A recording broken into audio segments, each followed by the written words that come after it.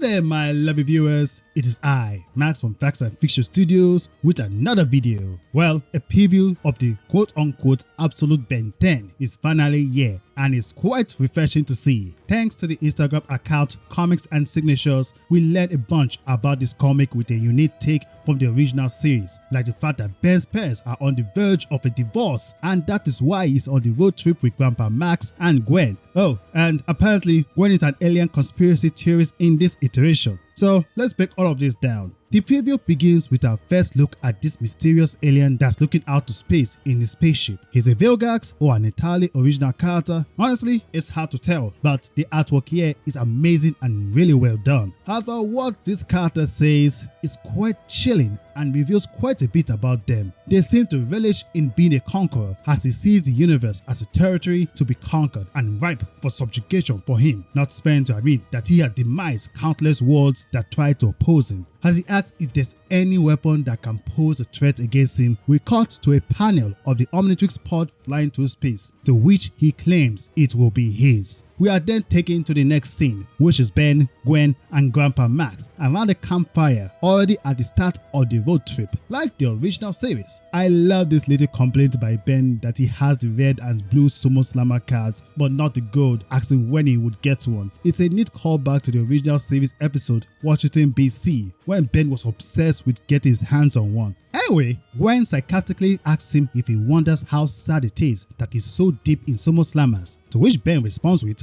"Don't know, Gwen, is it sadder than your constant alien conspiracy talk?" This exchange happens as we get a shot of Ben's Sumo Slammers collection and Gwen's backpack, which has a iconic cat logo, and a book sticking out titled The Science of Space. Grandpa Max cuts him before they can continue bickering, and we cut to a full panel of the characters, giving us our first look at their new designs. By the way, Ben now uses the term rage baiting, which is something I did not think I would ever see coming from him, but well, not complaining. Anyway, Gwen reaffirms in this panel that aliens are real, really sticking to this new side of her character. It makes me wonder if she'll still learn magic or get something alien related in this comic run. Grandpa Max quickly stops them from bickering again. Afterward, he tells them that if they get up early enough tomorrow, they can make it to Mount Rushmore by noon, and asks what they think. Ben sarcastically says he might get excited if not for the no device rule by Grandpa Max, since he could not Google it. Gwen remarks that Ben would have to look it up, calling him a brainiac,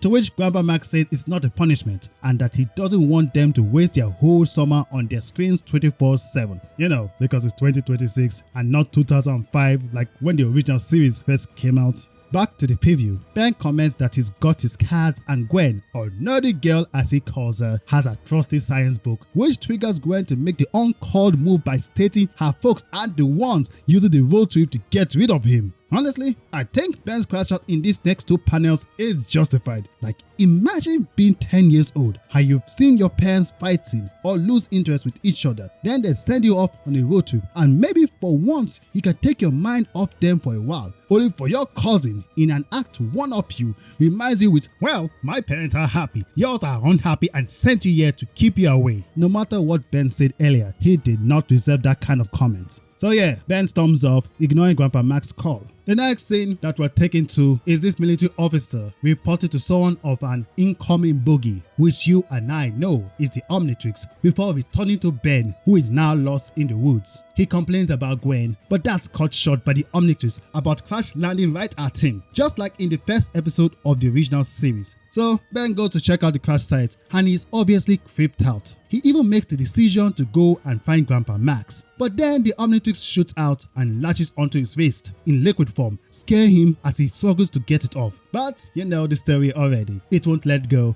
and instead solidifies into the iconic watch we know. The fact the Omnitrix becomes this black goo with green electricity shooting around kind of reminds me of how the reboot handled it when Asma took the Omnitrix from Ben. So to me, it's a trace that this comic takes a bit from that. Back to the comic, we cut to the military showing up with armed soldiers, jeeps, and tanks in search of the teen which crash-landed, and a panicked Ben hiding behind a tree. We then move on to Grandpa Max, who is looking for Ben. He sees smoke rising from the distance, probably the Omnitrix crash site, and knows something isn't right. At the end, he mentioned that he hopes Gwen is holding down the fort, to which we see her back in the RV being grumpy. The preview then concludes with Ben running away from the scene, while futilely trying to remove the Omnitrix and his encounter with a huge cyborg monstrous bear that's about to attack him. So, what do you think about this preview? Me, honestly, I think it has what it takes to revitalize the Ben 10 franchise. But I'm more interested right now in hearing your thoughts, so let them out in the comments below. The first issue of this comic comes out on May 6th, so believe me that I'm excited for it. Still, that's not all we learned from the book that contains this preview. A section of it features amazing art designs for Ben and his aliens, as well as an interview with one of the creators of the main series itself.